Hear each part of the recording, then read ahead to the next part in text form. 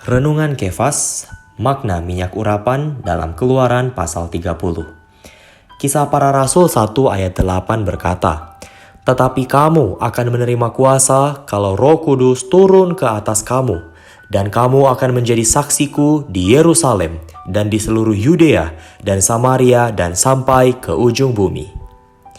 Kita dapat mengalami kematian Kristus hanya dalam Roh itu. Sobat Kefas, kamu harus tahu, lambang yang terbaik dari Roh Kristus yang al-muhid sebagai roh pengurapan yang majemuk adalah minyak urapan majemuk yang dibicarakan dalam Keluaran pasal 30. Lambang ini mewahyukan bahwa roh urapan majemuk adalah diramu dengan Allah yang unik sebagai dasar, sebagai keilahian Kristus dilambangkan oleh satu hin minyak zaitun.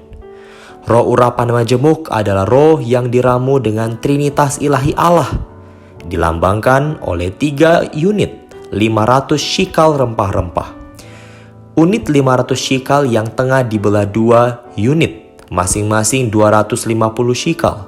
Ini melambangkan bahwa kedua dari Trinitas ilahi dibelah, disalibkan di atas kayu salib.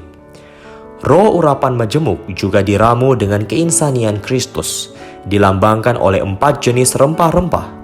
Roh itu diramu dengan kematian dan khasiat kematian Kristus, dilambangkan oleh mur dan kayu manis.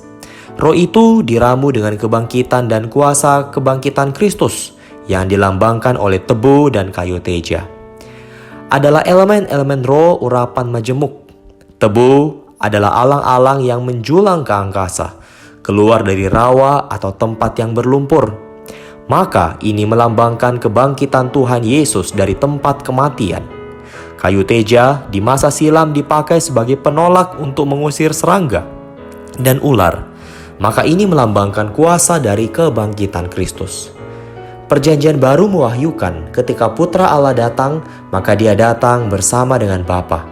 Putra berkata, selama dia di atas bumi, dia tidak pernah sendirian, karena Bapa terus beserta dengannya. Putra bersama dengan Bapa dan melalui Roh. Matius pasal 1 ayat 18 dan 20 memberitahu kita, Maria mengandung dari Roh Kudus. Anak yang di dalam kandungannya adalah dari Roh Kudus. Roh Kudus adalah esens ilahi yang menyusun terkandungnya Yesus, yang lahir dari gadis Maria bernama Yesus. Dalam apa adanya, ada esens ilahi. Inilah sebabnya dia sejak lahir tidak hanya sebagai manusia saja, juga sebagai manusia Allah. Dia adalah Allah yang utuh, juga manusia yang sempurna, karena dia disusun oleh esens ilahi.